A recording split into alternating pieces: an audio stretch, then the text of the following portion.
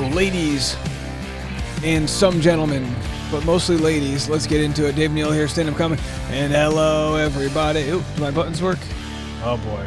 There he is. Hello, everybody. Oh, this is the post show. Hold on, folks. Let's do it. After show. Say goodbye to the one, the only Jess. Scorned. I want him to want me. All right. No fantasy suites. Somebody learned their lesson from Clayton. It's a trap.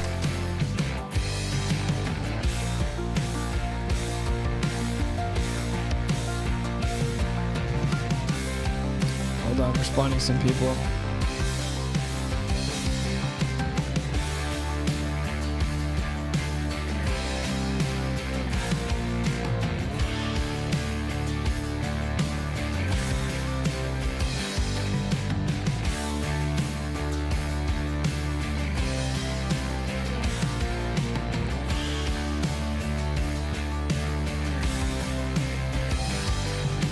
All right. Yeah, that's right. Sarah, justice for Sparkles. Come on, folks. What's going on?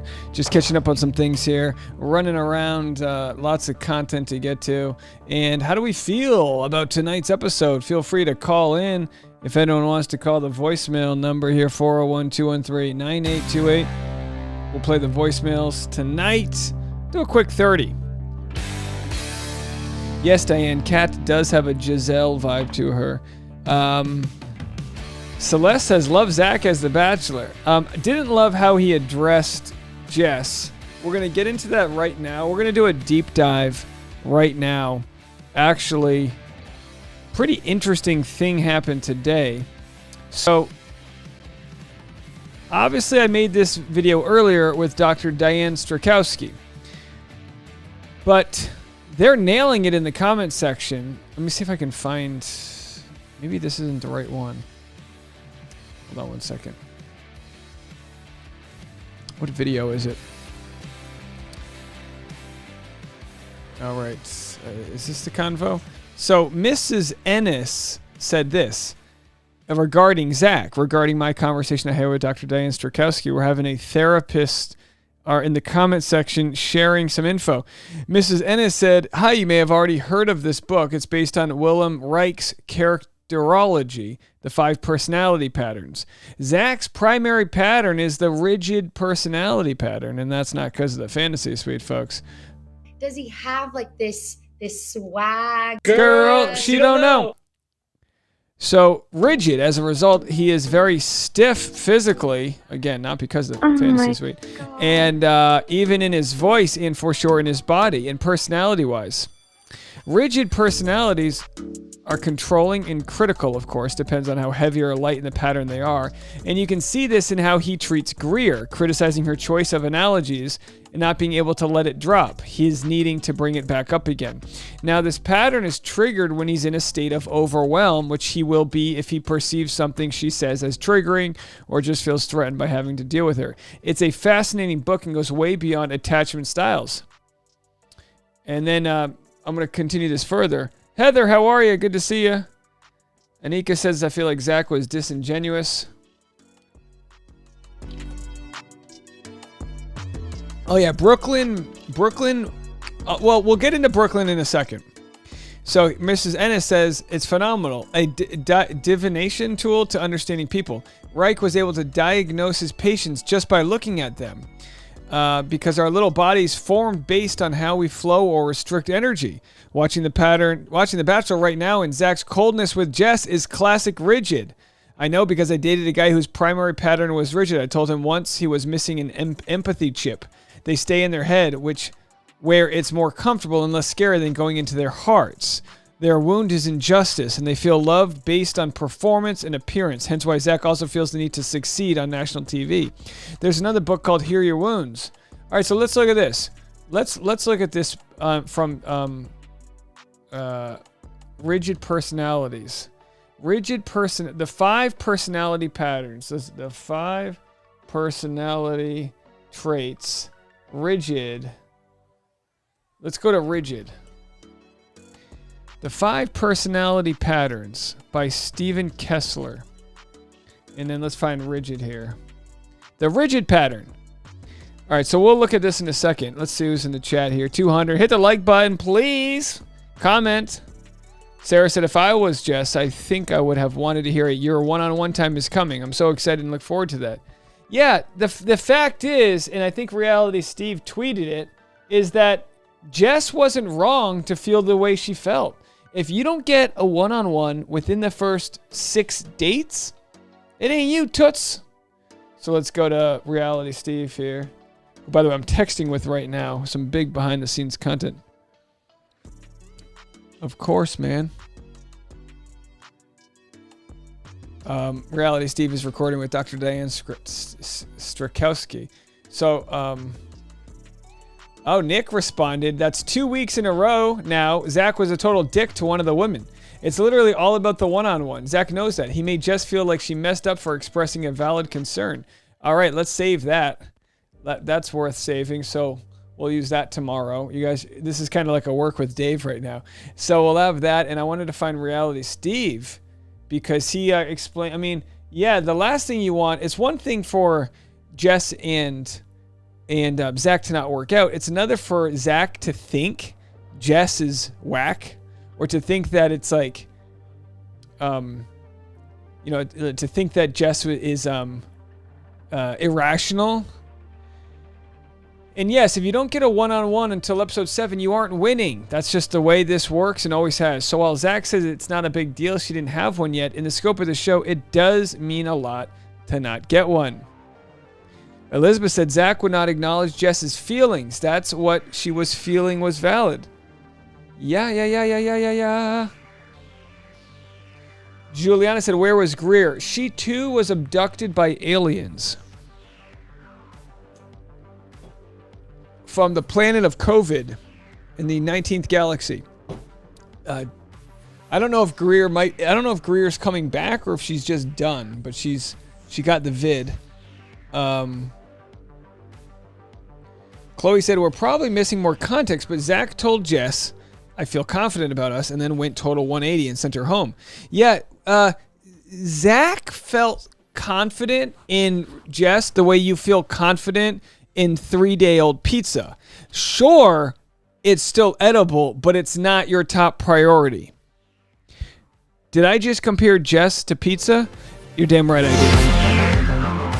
All right, let's get into this rigid personality type. Someone in our comment section here, I don't know if it's a psychologist or what, compared Zach to a rigid personality type.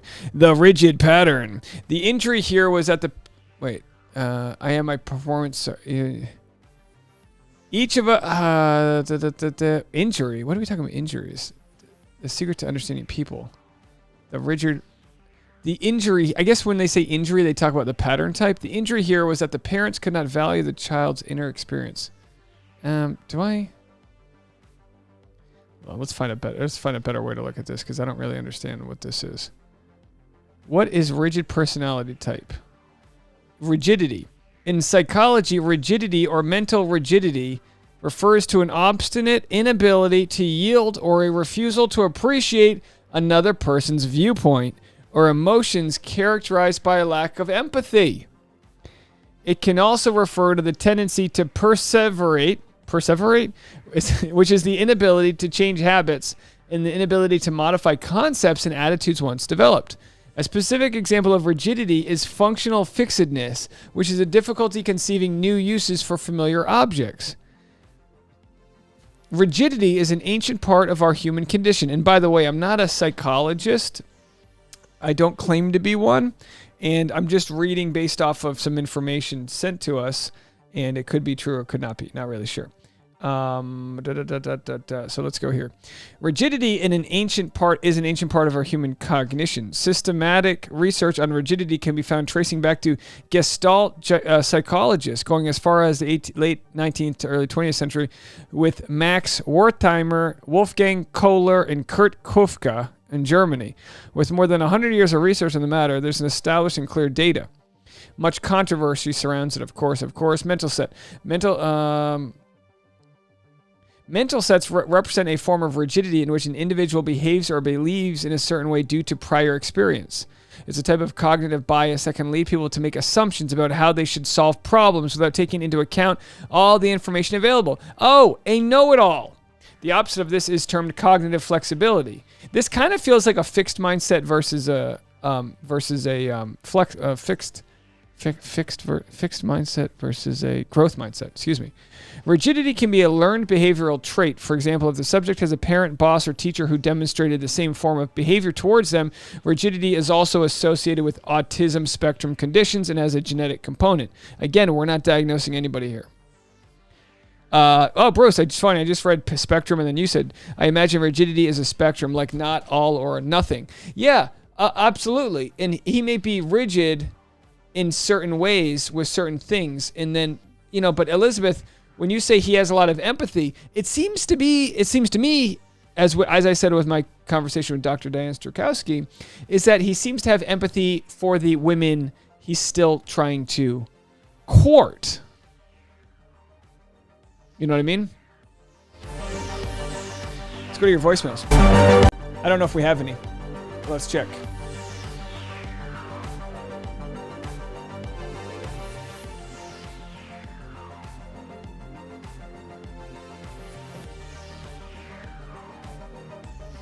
We have some voicemails. If anyone wants to leave a voicemail, now's your chance. 401-213-9828. We're going to get your voicemails in 3, 2, 1. Let's go to our friend Lisa in Virginia.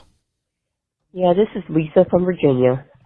Yeah, I agree with you. I don't like the way the outcome was with Jess. I don't feel like she got really treated the right way because she didn't never get to show her whole self because she never got a one-on-one to spend the whole day with him. So I agree strongly with what you're saying about Jess. I don't think that was fair. Thank you. Yeah, thanks for calling in there, Lisa from Virginia. And it's like Jess said she didn't want him to compete for a man. And I understand the idea of like, well, maybe she didn't want him bad enough. But she believed that the way you shouldn't have to compete against someone else for someone's attention. When it came down to it, all Jess said was, I want a guy that wants to take me on a date. I want a guy that can process that I'm just asking for quality time. That's all she looked for. Oh, let's go to Jen in North Carolina. From Virginia to North Carolina. Hey, this is Jen from NC. My comment is actually about last week's episode because by the time I caught up to it, you guys were already done. And I am just kind of surprised that with the scenario of Zach being locked away, that they didn't move the rose ceremony and just make it so that the next ceremony they could have in person, more girls would be removed from this show instead of it being like, oh, well, we absolutely have to do it this way. And he's all emotional about it. It just seemed like they could have moved things around and like made it work so that they could have waited. And I just thought that was really annoying. And I wondered what you had thought about it. And now I need to catch up and figure out what's going on with Sparkle's Jess. Yeah. Regarding the rose ceremony from COVID, I feel like if they feel the need to have a rose ceremony every episode or for most episodes because it's like a finality to that episode, or else, then people feel left hanging. I don't really know. Sarah has a very interesting point. She says, Zach has empathy when the content is not about him. Bruce reflects that. I think Zach has a lot of empathy when things are going on track. Once things go off track, he goes into avoidant rigidity mode. Yeah, I mean, like they say, when the going gets tough, like where are you during times of adversity? That's when we really want to know someone's character. Not necessarily that you can feel bad for Brooklyn, rightfully so, regarding her DV story and all that, but that when you are the person involved, are you going to jockey to play the victim? If you're ever in a fight with either your partner or a friend, if the fight's about who can be offended the most, it's a shitty fight. We see that with Kat, where Kat and Brooklyn go at it, and Brooklyn had a fair point, but Kat wouldn't listen to it. And let's talk about this for a second. Kat was in the wrong from just about everything everyone's saying. Anyone who's been on the show, they're basically saying, yeah, Kat was in the wrong for pulling Zach aside. But was it eject her from the game? No, it was a 15-yard penalty, okay? But Brooklyn wouldn't let it die. Zach and then Kat said she felt attacked by Brooklyn's aggressiveness. And that was Kat playing the victim. It's like, Kat, you're not the victim. You created a scenario in which you put a target on your back. Do I think Brooklyn overdid it? Yes. It wasn't Brooklyn's fight to have. It was Charity's fight. What Kat should have done is worried less about being right and said, I'm sorry, yeah, you're right. I wouldn't have liked someone to do that to me. I totally get it. But Kat kept on trying to explain herself, so the other woman didn't feel heard. And I think if Kat just worked quickly to an apology, they could have moved past it by now. Nicole said, yo, Dave, saw you on Jess and Evan's pod last week. You were a star. Hey, thank you so much, Nicole. I think I'll be back there very shortly. Exploring Bold Styles, how are you? Said what Kat did to Charity was wrong. Brooklyn is right. Yeah, Brooklyn was right to challenge her. I just don't know if it makes... I don't know if Brooklyn as far as the dating show where they're there for Zach, I don't know if Brooklyn challenging Kat past the initial call out is worth it. She's not going to apologize. It's, you know what I mean? It's almost like whoever throws the second punch is the one who gets caught. I just don't know if it's worth it. Again, I would make a terrible producer because I'm here just trying to sort of like calm them down here. But either way, there's definitely something going on there. All right, Jacqueline is calling in from tropical Toronto. Here's Jacqueline. Hey, Dave, Neal. It's Jacqueline calling from not-so-tropical Toronto. We're in the midst of a terrible storm, but, of course, you can relate because I see there's lots of snow down there in California as well. Anyway, the show has just ended, and I got to tell you, I was bored. Fell asleep a couple of times, and I'm actually going to bed now. So I just am not feeling it this season at all, and I just feel that Zach is he's not very warm. He's not a great lead. There's not that he's doing anything wrong, just that he's got a sharp edge to him, and I just find a lot of what's happening here is really boring. Maybe because it's mostly just talking. There isn't really any drama, which is good, but it's also, I don't know, I'm just bored. Okay. Love to hear what you think. Take care. Yeah, love you. Bye. Love you as well. Love you. Love all of you. I love all my children out there. Which is my favorite? The last one to write me a donation. I'm kidding, but I'm not. But yeah, you guys you're hitting the nail on the head here. So Laura said where Kat went wrong was refusing to apologize and acknowledge others' feelings. Brooklyn was standing up for someone who she knew was now assertive enough to stand up for herself. Yeah, but when Charity was talking to Kat at the end, correct me if I'm wrong. Did I, because again, I'm doing 7 things at once. So it's an honest question. So correct me if I'm wrong. Did Brooklyn go up to Kat and say that Kat wouldn't have interrupted Jess? Was Brooklyn making it a race thing? I'm only asking because I was like, what does she mean? Or is it because Jess is friends with Kat? But it felt like Brooklyn was saying, you did this to Charity and you wouldn't have done it to Jess. Again, I'm not trying to read into things. I'm just like, I didn't understand that. Nicole said, I'm sorry, I don't stand for Kat's defensiveness. Charity wasn't spoken for. I would have barbecued her. LOL. Yeah, look, I think Brooklyn loses. Like I said, I don't want to, like I said, I think Brooklyn went too far. I think she should have realized Kat wasn't going to respond and let the audience judge for themselves. But Brooklyn obviously wanted that justice. I just didn't think it was going to happen. Scott Troop said, I'm clearly in the minority, but I think Zach is doing really well, and this is a really good season. Definitely could have handled some stuff. No, overall, Zach's doing well. Other than several moments. The moments being Anastasia, Greer, Jess, and maybe Rachel for Rekia from her season. Those moments where Zach was in, and even Brooklyn. There was not Brooklyn. Sorry. There's so many names I'm trying to remember. Whenever Zach's pressed with like a woman challenging him, it almost feels like he's choosing to let them walk.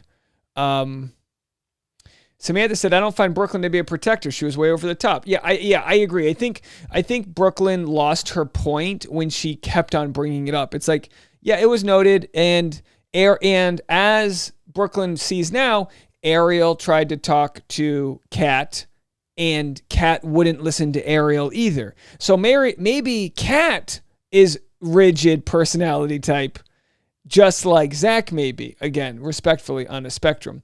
Miss Mad About Music said, what happened to Greer? COVID got her, baby. She's not off the show yet, but she sure as heck wasn't on it. Let's go to Mary in Maryland. Yes, it's Mary from Maryland, and I just think Zach can't handle all of these women, and whoever causes any kind of rock in the boat, he just tosses them aside, and life isn't all about smooth sailing. So he just is getting rid of the extra women that so he can get down to a smaller amount. Yeah, I mean, it's almost like Zach's, in any situation, all of these women would be great for Zach. I don't know if he's really dumped anyone yet, or just when given the chance. It's almost like, it's almost like when Zach knew Jess wasn't the one. He didn't give her a one-on-one. His actions speak louder than words. Now, if you're going to tell me, oh, the producers actually picked 4 of the one-on-ones and Jess was really his top 3, I don't know what to say about that. He should have found a way to communicate to Jess that she was like next on the lineup. Celeste says, Zach is a great lead, a really good Bachelor. I love this season. His heart is in the right place. No, of course his heart's in the right place. But of course, if we didn't look at his possible rigidity in other issues, then I'd have nothing else to talk about.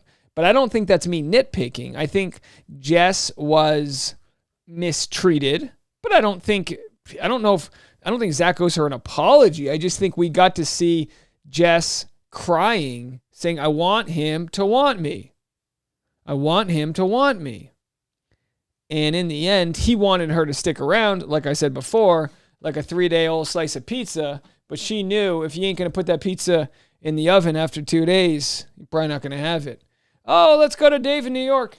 Hey, Dave, it's Dave in New York. Actually, it's now Dave in Illinois. I moved. Hey, congrats. But,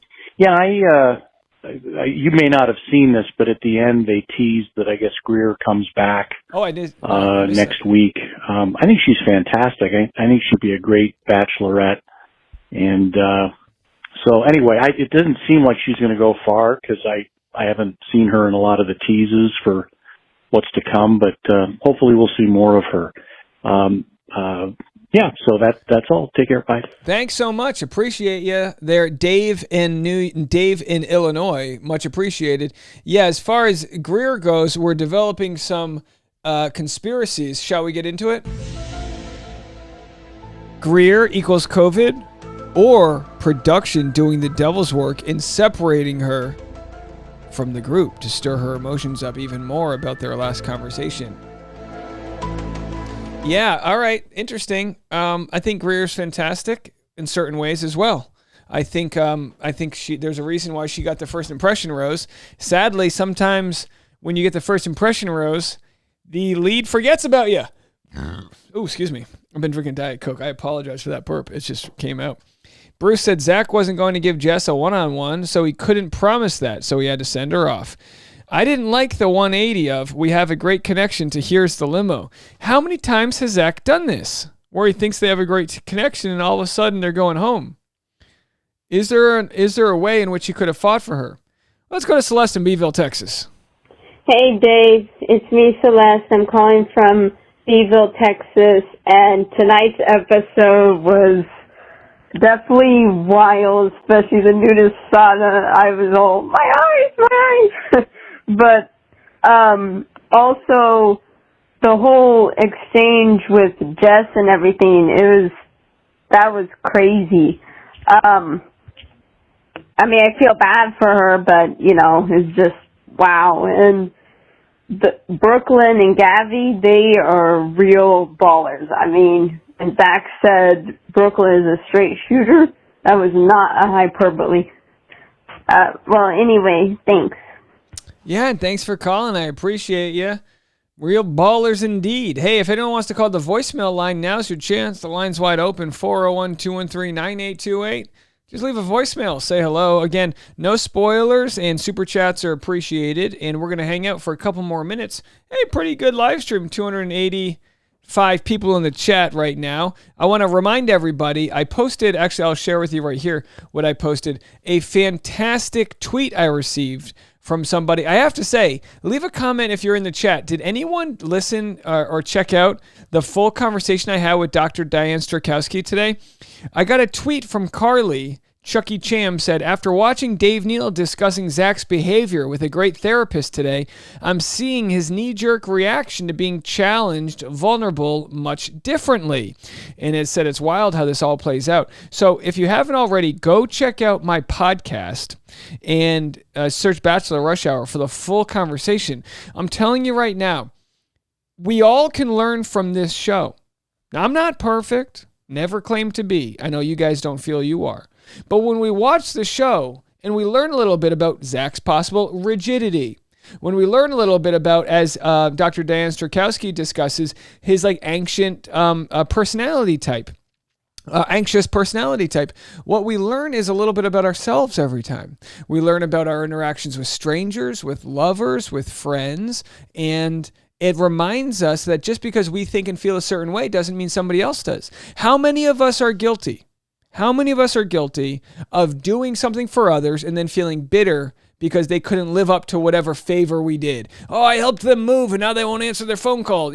How many times are we guilty of not understanding that someone else's love language may be different than ours, that we need to water their plants, that we need to take care of ourselves, and understand that just because we take care of ourselves a certain way, because we've learned how to survive and cope, doesn't mean that's how somebody else does it.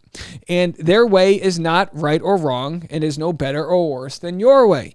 So when I get to talk to some people like Dr. Diane Strakowski, I pinch myself, guys. I pinch myself, because what would some doctor of psychology want to do talking to some bloke like me? I'm just some rubbish guy on the internet. You know what I mean?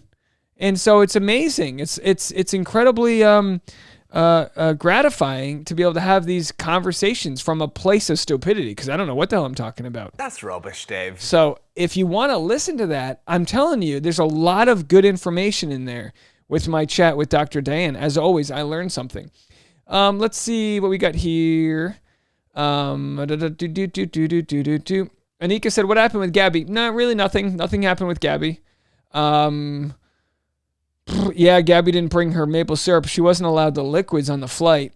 Kristen said, great convo with Dr. Diane. Yeah, those convos are fun. We don't have them too often. We probably have 1 or 2 convos a season, it seems, but it always comes at the right time. If anyone wants to leave a voicemail line, 401-213-9828. The voicemail line's wide open. And as we saw here, we'll probably have a video on this tomorrow after we saw Nick responding that Zach was a total dick. I don't know if he was a... Now, of course, he comes off like a dick, but I think... and again, this is hard to explain on Twitter, but I think what Nick's trying to say is Zach showed moments where he's not able to connect with somebody and sends them home. So... Someone said, dude, he literally the whole time was telling her how much he liked her and how confident he was in her. She talked herself out of that. She could have said one positive thing at all and he would have kept her. I disagree with that statement because she didn't get the one-on-one. She knew.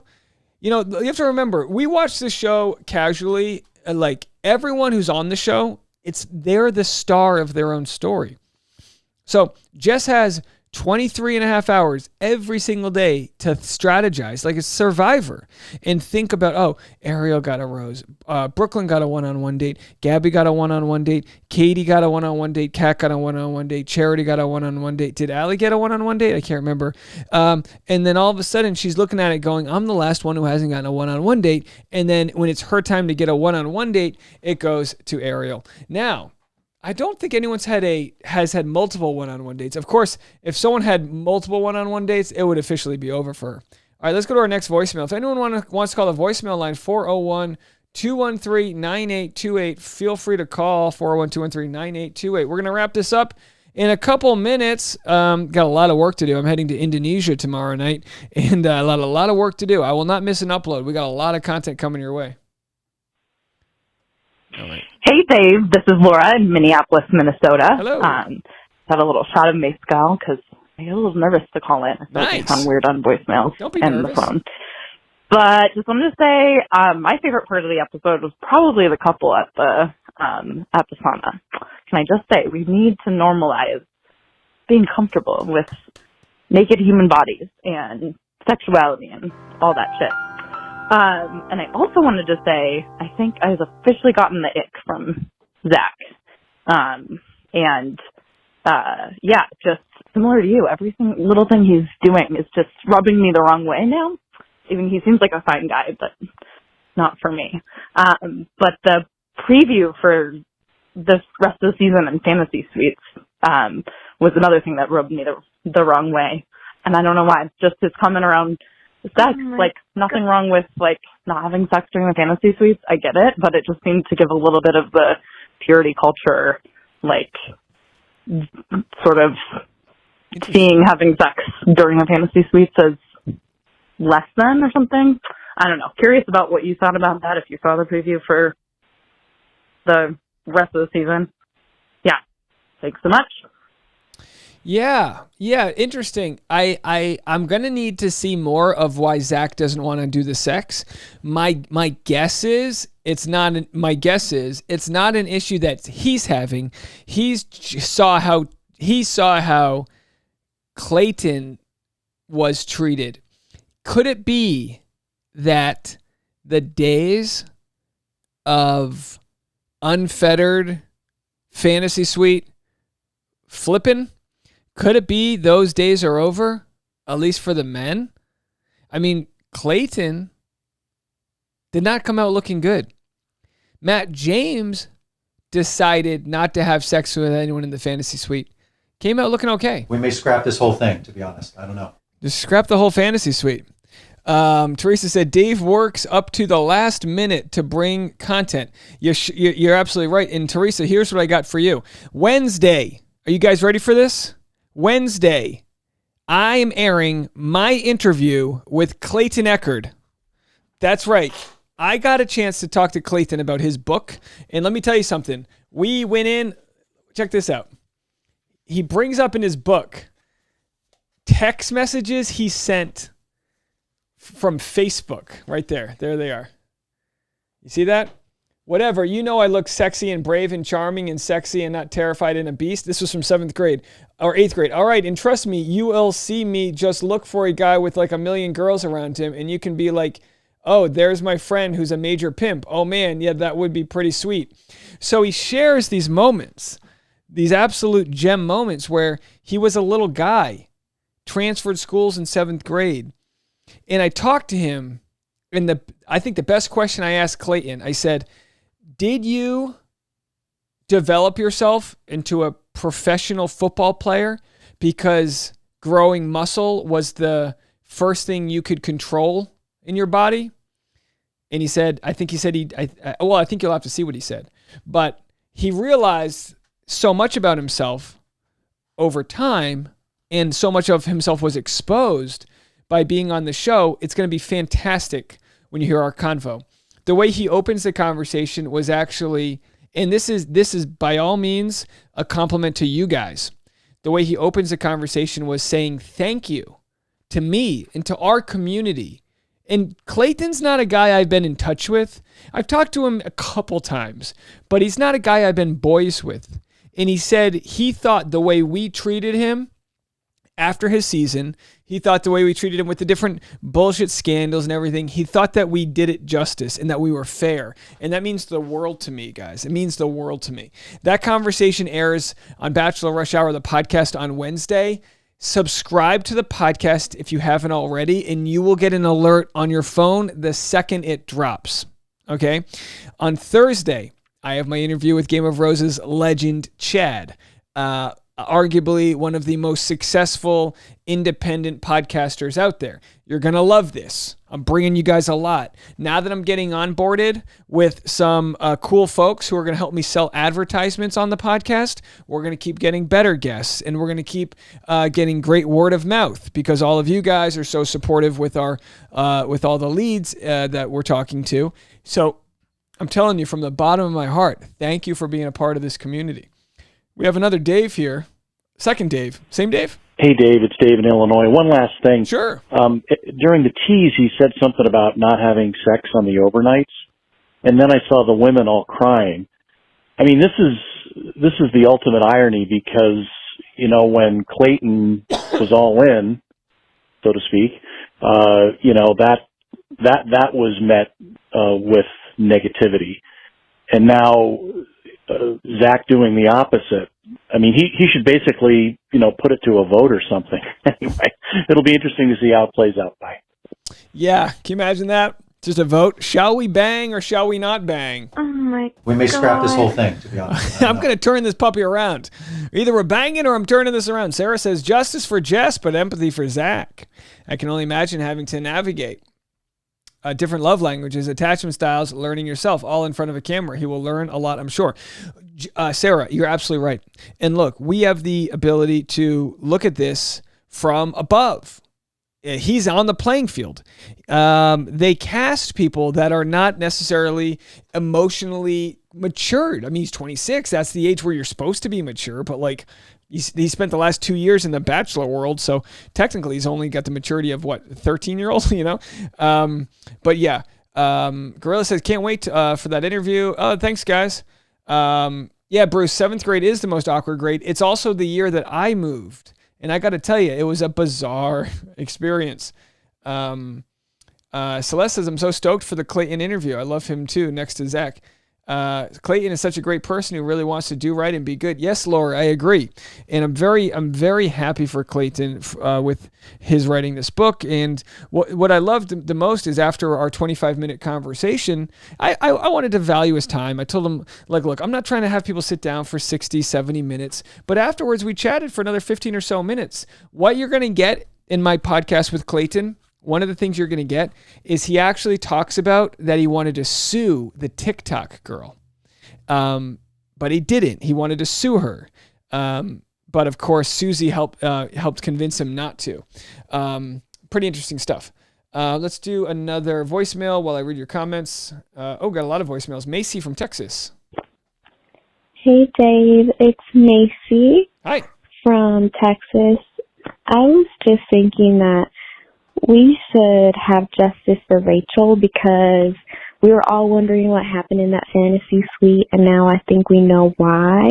They probably had a very intense conversation, and I think now we're seeing more of Zach's personality, and we can understand Rachel more. I know everyone is really hard on her. Thanks, Dave. Bye. Yeah. And look, Rachel has her own anxieties. As Dr. Strakowski said in my interview with her today, she mentioned that Rachel's got a lot of emotions. So it's like, look, you need at least one person in the relationship to have the rudder, to be stability. Now, it doesn't mean that has to be the person who's stable in all situations, but you can't have someone like Rachel Recchia and Zach both being rigid or both not understanding each other. Maybe Rachel just wanted to talk. Maybe Rachel couldn't let Zach...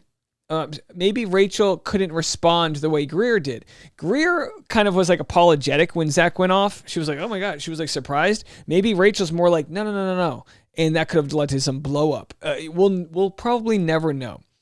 But yeah, it's very, very interesting stuff. But by all means, it does make you look at Rachel in a different way and go, well, Zach's showing, and again, this is with all grace in the world, but Zach's showing a very clear path of not being able to share warmth. He's almost acting like a middle manager to them as he's firing them, Let's see here. Hey, Dave. Nell from Michigan again. Thanks for playing my voicemail a week late. I know I missed you last week. Might have missed you this week, but I'll try it again. Yeah, just about the Katie thing. I know they, obviously the producers let her go visit Zach with COVID, but, the thing that I thought was interesting was that the girls, there was no backlash. They didn't show any drama with the girls about that. And I actually thought about that again this week when they were, or at least Brooklyn, they had the backlash with Kat pulling Zach. It's like they love to show us the drama when a girl gets special time with Zach, whether she's pulling him, whether she's getting a date. But it's almost like they protected Katie. She didn't have any drama around her, anything that could give her a negative image. I just thought that was interesting. Like they just want to show us the connection, but no drama. I don't know. What do you think? I think it's a good question. Why? So the question is wondering, is the show protecting Katie in some sort of way? Or maybe Katie doesn't have to pull the stunts that Kat does because Katie's got security because the relationship's going so well. So maybe Katie's plants are watered, metaphorically, to a level in which she doesn't have to reach over into someone else's territory. Just one or two more, and then I got to go. I'm going to be cutting it sort of short. Like I said, I got a ton of work to get done.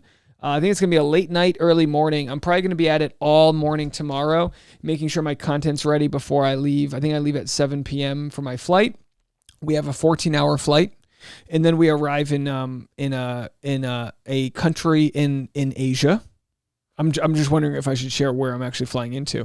I'll be arriving to a country that does allow social media usage, although I have to, when you're internationally traveling and you have Instagram reels to post, you have to know what country you're flying into. I was rudely awakened when I entered Beijing a few years ago and I couldn't access Instagram. I was like, what communist bullshit is this? But no, I'll be in a country that is not China for now. I'll be in a country that's not China, as in maybe in the next couple of years, this country may become China, for all I know, as we approach a third world war. Not to get too real here while we watch a couple people bang in a sauna in Estonia. Someone asked why I didn't comment on the caring of the wives. Yeah, I found it to be fine. It just wasn't that interesting. The most interesting part was Jesse Palmer watching from the stands. Like no one probably knew who he was. Laura says, Katie definitely seems like a protected player. Yeah, for sure. She's either protected or she's just got the radiance that people just really love her and she's doing nothing wrong. But Sage says, Taiwan, got it. Yeah. So I'll be in Taiwan for 5 hours for a layover, in which I will be accessing their premium lounges, which they also have private showers and I think some really good food. I will be coming to you guys in one form or another from the lounge, so get ready for it. Your boy is coming from the lounge. All right, last voicemail. Hi, this is Ellen Sophia calling from Boston. We're just coming at this from a queer perspective because we think that this show is promoting polyamory in a way that's really positive, except that we don't get to see the relationship anarchy aspects of that whatsoever. We're all essentially dating, like going into a consensual mass dating situation, which is very, progressive in many ways. But then we have people like Jess who ultimately don't consent to being in that sort of a situation. So we're just looking for some acknowledgement as, non-monogamous people for what's really going on here. Thank you. Great question. Love it. Let me pick this apart. This is Ellen and Sophia, and you are calling in with the queer perspective on a show that does have monogamy and does consent to monogamy. You're correct in that the show consents to monogamy to a certain degree, but it's faced with the constraints of the jealousy that comes even when somebody says, I'm okay with, him kissing multiple women, but then there's the structure in which, where does that happen? Does he do it in front of others? Does he do it before Charity's one-on-one date and all that jazz? I don't know why you said Jess didn't consent to the monogamy. I don't think that was the issue. The issue with Jess was that, if you're in a monogamous relationship, I'm sorry, wait, hold on a second. Polyamorous. Was I saying monogamous earlier? You think, hold on, let's get this right. My apologies. I'm running on empty. You think the show is promoting polyamory in a way that's really positive, but then you also say, Jess didn't consent to that. And I don't see that, but I'm not disagreeing. I don't know if I missed something, but it just seemed like Jess wanted a fair shot because the show has polyamory, like I said, to an extent as it whittles people down, with the ultimate prize being a monogamous relationship. Does that make sense? So while they do talk about polyamory, they don't necessarily provide the contestants with the proper boundaries for that polyamorous relationship. Because if they did that there would be far less drama. If they had boundaries that everyone's okay with doing this and that, it would not lead to the jealousy and the backstabbing and this and that. But I love the voicemail. And Ellen and Sophia, please call back. Again, my apologies if I butchered my response. I was just trying to make sure I covered it. But you say, we're just looking for acknowledgement, as you know, non-monogamous people, for like what's really going on there. Yeah, the show won't acknowledge. I don't know why that just got a thumbs down from somebody. I have no idea. I just got a thumbs down. Do me a favor, hit the thumbs up to refute the thumbs down. Teresa said, is there a Patreon tomorrow? I believe so. Yeah, I believe we'll have time for a Patreon because I'm still going to be making content. So there'll be a Patreon tomorrow morning at 10 a.m. Patreon.com/Dave Neal. For all those interested, that's our private behind-the-scenes bonus content. I will find some innovative ways to get the Patreon extra content while I'm in Indonesia. We'll do some Q&As, some live tours of the hotels where we'll be staying and all that jazz. It's going to blow people's minds. If anybody is in Indonesia, I've got a stand-up show in Indonesia on March 7th, if anyone wants to come to that. Laura says, though I don't see the show promoting, hold on, I lost my clicker. Though I don't see the show promoting polyamory in a positive way, they skirt around it, would never acknowledge it as a valid relationship form. Yeah, their show promotes, what the show is really doing is it's promoting traditional marriage as the end of the game of polyamory. So there's a game of everyone, but the rules of polyamory the rules always differ depending on every situation, but there's a power struggle on The Bachelor because the women, if a couple of guys entered the show and Jess started kissing one of the guys, that wouldn't be quote unquote okay, even though it would be fair. So the show is polyamory for one, that being Zach, and misery for the others. Bruce says, on the show, you can get sent home at any moment, so there's not much in your control as a player. Elizabeth said it's not polyamory because while all the girls share Zach, they compartmentalize each relationship. The relationships are separate. Yeah, that's a good point.